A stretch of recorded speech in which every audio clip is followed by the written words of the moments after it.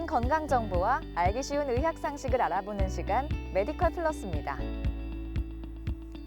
보통 암은 중년층 이상에서 자주 발병한다는 인식이 있지만 40대 이하의 젊은 층에서의 위암 발병률이 줄지 않고 있습니다.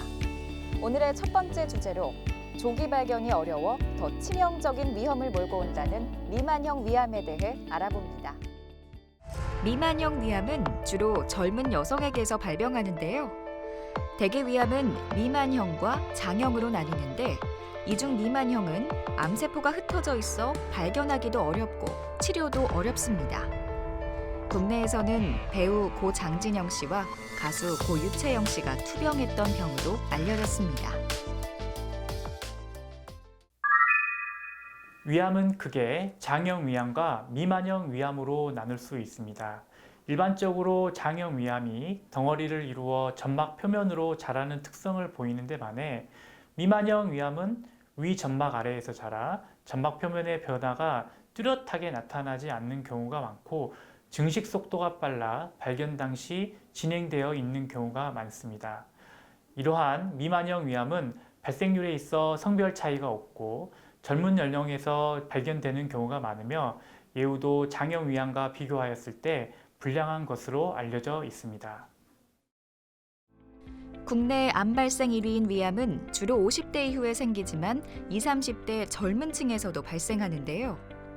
20, 30대 위암 환자는 전체 위암 환자 중 5%에 불과하지만 암이 더 공격적이어서 주의가 필요합니다. 젊은 층의 위암은 40대 이상에서 발생하는 암에 비해 진행이 빠른 미만성 위암이 60에서 70% 정도이며 병기도 초기가 아닌 3, 4기 때 발견되는 경우가 많아 문제가 됩니다. 아직까지 젊은 층에서 미만형 위암이 많은 이유는 정확히 밝혀지지 않았지만 호르몬과 연관되어 있거나 유전적인 영향이나 가족력과의 관련성이 높은 것으로 보고되고 있습니다. 특히 20, 30대의 경우 암을 떠올리기에는 아직 젊고 건강하다고 과신한 탓에 대부분 속쓰림이나 복통 증상이 있어도 그냥 위험이겠거니 가볍게 넘기기 일쑤인데요. 하지만 젊은 층에서 성질이 좋지 않은 독한 유형의 위암이 오히려 더 많이 발생하고 있어 경각심을 가져야 한다고 전문가들은 지적합니다. 일반적으로 미만형 위암은 원격 전이의 가능성이 높고 진행이 빠르며 예후가 불량하다고 알려져 있습니다. 또한 위벽의 침윤이 심하여 식도나 십이지장 등 인접한 부위로 쉽게 전파가 됩니다. 게다가 선종과 같은 전암성 병변이 잘 확인되지 않으며 내시경에서는 암세포가 있어도 표면의 상피세포는 정상 형태인 경우가 있어 조기 발견이 어렵다는 점에서 예후가 좋지 않을 수 있습니다. 조기 위암 환자의 80%는 증상이 없습니다. 하지만 조기 위암 단계를 넘어서 예후가 불량한 진행성 위암 환자의 대부분은 체중 감소, 복통, 오심, 구토 등의 증상을 호소하는데요. 조기 위암 단계에서 위암을 발견하고 치료하려면 무엇보다 정기적으로 내시경 검사가 필수입니다. 위암의 검진 권고안에서는 위암 발생률이 높아지는 40세 이상의 성인은 별다른 증상이 없어도 2년에 한 번씩 검진을 받도록 하고 있는데요. 특히 가족 중에 위암 환자가 있거나 위암의 선행 병변으로 간주하는 위축 위염, 장상피화생, 이형성이 있는 사람은 권고한 대로 주기적인 검사를 받아야 합니다. 치료법에 있어 미만형 위암과 장형 위암의 특별한 차이는 없습니다. 환자의 상태, 병의 진행 정도 등을 고려하여 적절한 치료 방법을 선택합니다. 최근에는 일부 작은 조기 위암은 내시경으로 치료하고 있습니다.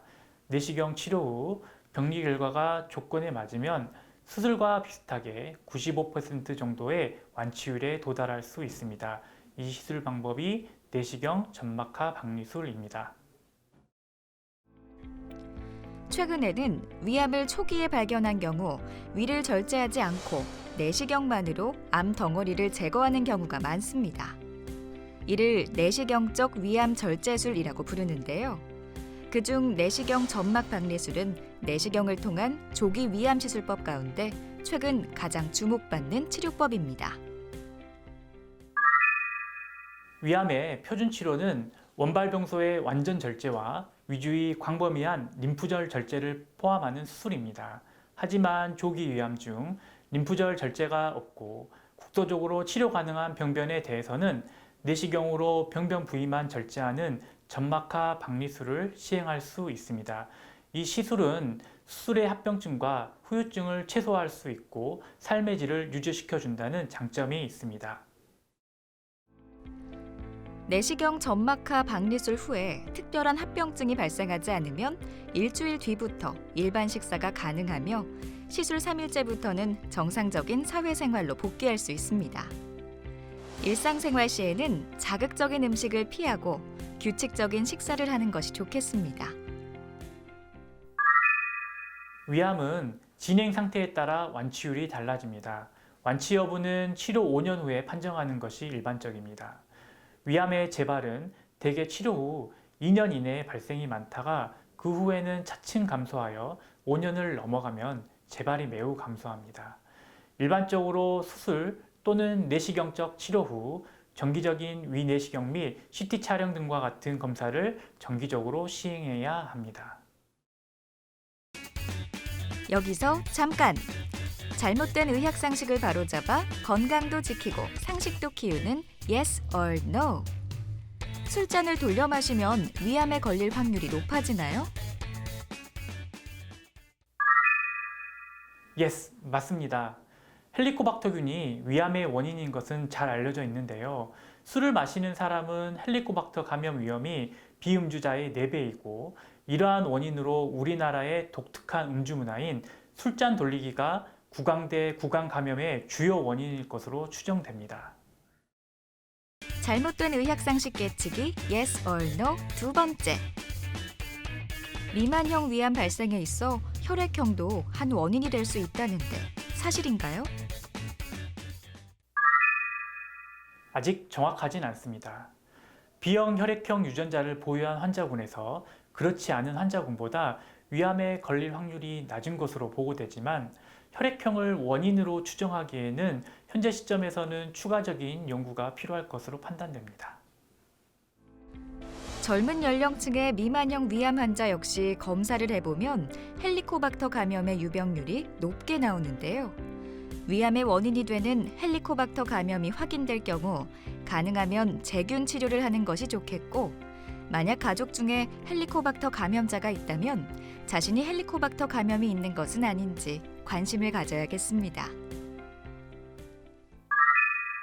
위암 예방의 핵심은 위암 발병 위험을 낮추고 선별 검사를 통해 위암을 조기 발견하는 것입니다. 따라서 금연, 짜게 먹지 않기, 신선한 과일과 채소 섭취 등이 중요합니다. 2년 주기로 내시경을 시행을 하고 위암의 가족력이 있거나 장상피 하생과 같은 소견이 이전에 관찰되었다면 주치의의 판단에 따라 더 이른 나이부터 더욱 자주 검사받아야 합니다. 메디컬 플러스 오늘 준비한 소식은 여기까지입니다. 다음 시간에 새로운 소식으로 다시 찾아오겠습니다. 시청해주신 여러분 고맙습니다.